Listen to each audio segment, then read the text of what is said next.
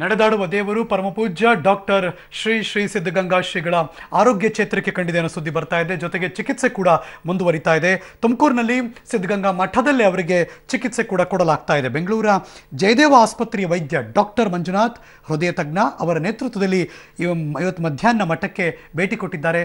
ಅವರ ಆರೋಗ್ಯದ ತಪಾಸಣೆಯನ್ನು ಡಾಕ್ಟರ್ ಮಂಜುನಾಥ್ ಅವರ ನೇತೃತ್ವದ ತಂಡ ಅಲ್ಲಿ ಬಂದು ಇಳಿದಾಗ, ಅಲ್ಲಿ ಟ್ರೀಟ್ಮೆಂಟ್ಗೆ ಹೋದಾಗ ಆ ದೃಶ್ಯವನ್ನು ನೀವು ನೋಡ್ತಾ ಇದ್ದೀರಾ. ಸಿದ್ಧಗಂಗಾ ಶ್ರೀಗಳಿಗೆ ಅವರ ಮಠದಲ್ಲೇ ಟ್ರೀಟ್ಮೆಂಟ್ ಕೊಡುವಂಥ ಆಲೋಚನೆಯನ್ನು ಈಗ ಮಾಡಿದ್ದಾರೆ. ಅಲ್ಲೇ ಟ್ರೀಟ್ಮೆಂಟ್ ಮುಂದುವರಿತಾ ಇದೆ. ಇವತ್ತು ಸಿದ್ಧಗಂಗಾ ಆಸ್ಪತ್ರೆಯಲ್ಲಿ ಇರತಕ್ಕಂಥ ICU ಚಿಕಿತ್ಸಾ ವ್ಯವಸ್ಥೆ ಇದು ಒಂದು ವಿಶ್ವ ದರ್ಜೆಯ ವ್ಯವಸ್ಥೆ ಅಂತ ನಾನು ಅಭಿನಂದಿಸಬೇಕಾಗತ್ತೆ.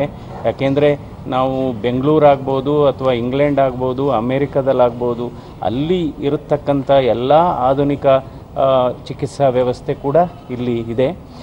ಶ್ರೀಗಳಿಗೆ ಈಗ ಹೃದಯದ ಬಡಿತ ಮತ್ತು ಬ್ಲಡ್ ಪ್ರೆಷರ್ ಎಲ್ಲ ನಾರ್ಮಲ್ ಇದೆ, ಕಿಡ್ನಿ ಫಂಕ್ಷನ್ಸ್ ಕೂಡ ನಾರ್ಮಲ್ ಇದೆ. ಆದರೆ ಸ್ವಲ್ಪ ಅವರ ಶಕ್ತಿ ಕ್ಷೀಣ ಆಗಿದೆ ಅಂತ ಹೇಳಬೇಕು. ಮತ್ತು ಉಸಿರಾಟದ ಅವ್ರಿಗೆ ಇವಾಗ ಅಸಿಸ್ಟೆಡ್ ರೆಸ್ಪಿರೇಷನ್ ವೆಂಟಿಲೇಷನ್ ಕೊಡ್ತಾ ಇದೆ ಅವರಿಗೆ, ಶ್ರೀಗಳಿಗೆ. ಅವರ ಸ್ವಂತ ಉಸಿರಾಟದ ಶಕ್ತಿ ಸ್ವಲ್ಪ ಕಡಿಮೆ ಇದೆ. ಅದರಿಂದ ಈಗ ಅವ್ರಿಗೆ ಅಸಿಸ್ಟೆಡ್ ಅಥವಾ ಕೃತಕ ಉಸಿರಾಟ ಏನು ಕೊಡ್ತಾ ಇದೆ ಅದನ್ನು ಮುಂದುವರಿಸುವ ಅವಶ್ಯಕತೆ ಇದೆ. ಇನ್ನು ಅದರ್ವೈಸ್ ಅವ್ರದ್ದು ಕಿಡ್ನಿ ಫಂಕ್ಷನ್ಸು, ಹಾರ್ಟ್ ಫಂಕ್ಷನ್ನು ಇವನ್ನು ಕಣ್ಬಿಟ್ಟು ನೋಡ್ತಾರೆ ಶ್ರೀಗಳು. ಆದರೂ ಸ್ವಲ್ಪ ಜನರಲ್ ರೆಸಿಸ್ಟೆನ್ಸು ಮತ್ತು ಇಮ್ಯುನಿಟಿ ಕಡಿಮೆ ಇದೆ. ಇದು